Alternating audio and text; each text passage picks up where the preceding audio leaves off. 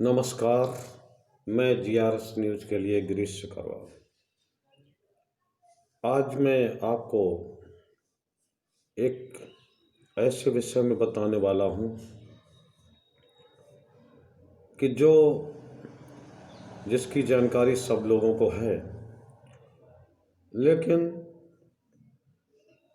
उस आंदोलन ने निश्चित तौर पर एक संदेश दिया है और ये संदेश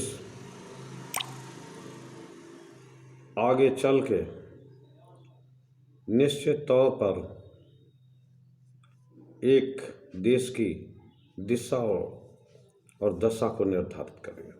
हाँ जी, मैं लगभग 2 महीने से अधिक समय से चल रहे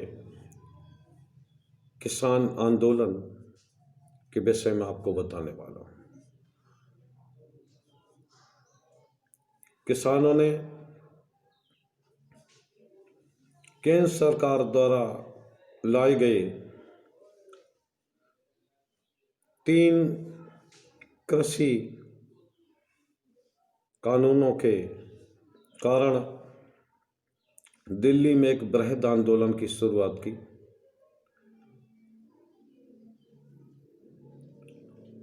आंदोलन जब शुरू हुआ तो सरकार ने इसे हल्के में लिया और आंदोलन को बदनाम करने की पुरजोर कोशिश की। कभी उनको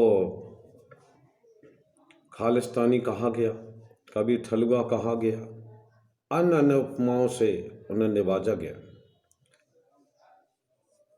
अब जब सरकार सफल नहीं हुई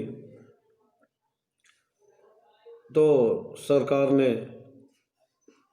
वार्ता की मेज पर किसानों के साथ बात की, लेकिन किसान किसी भी तरह कानून वापस न लिए जाने को लेकर तैयार नहीं हुए। किसानों ने फिर सरकार ने किसानों के इस कदम को भी बदनाम करने की कोशिश की कि सरकार वार्ता करना चाहती है, लेकिन किसान वार्ता के लिए तैयार नहीं। तो किसानों ने भी मध्यम वर्गीय रास्ता निकाला और सरकार से बातचीत की, लेकिन लगभग वो सब बातचीत भाई ताज़ा मामला 26 जनवरी को किसानों की परेड निकाले जाने को है। इस परेड को लेकर भी सरकार ने पहले कोशिश की कि राष्ट्रवाद और राजपथ पे विघ्न डालने जैसी बातें कही गई, लेकिन जब किसानों ने इस बात पर भी एकजुटता रही तो कल अंतिम दौर की बातचीत पे 5वें दौर की जो बात हुई थी पुलिस और सरकार की मध्यस्थता में, तो इस पर तैयार हो गए हैं कि किसान अपना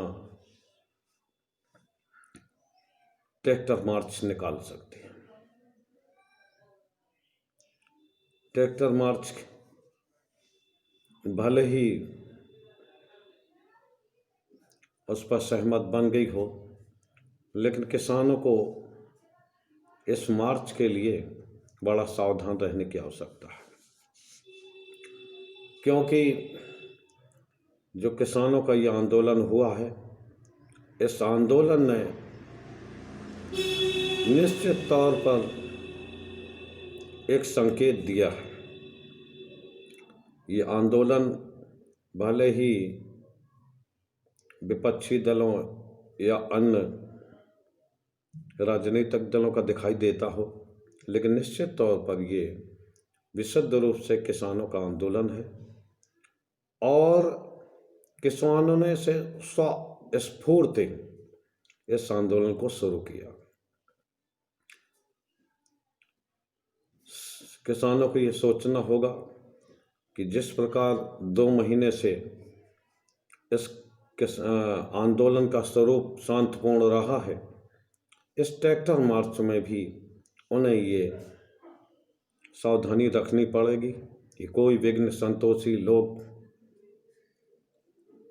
ट्रैक्टर मार्च में शामिल होके उनके सबकी ये धरे को खराब न कर दें। और ये किसी भी दल विशेष का आंदोलन नहीं है जैसा हम लोगों ने समझा है, क्योंकि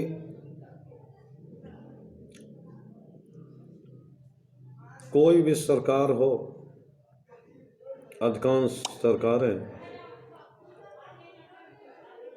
उनके उसमें बैठी रहती हैं, पूंजीपतियों को ही बढ़ती हैं, लेकिन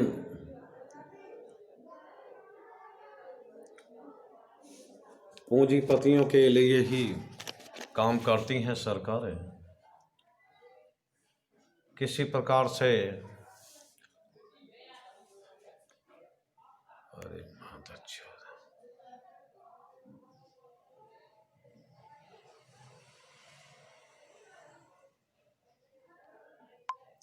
पूंजीपतियों की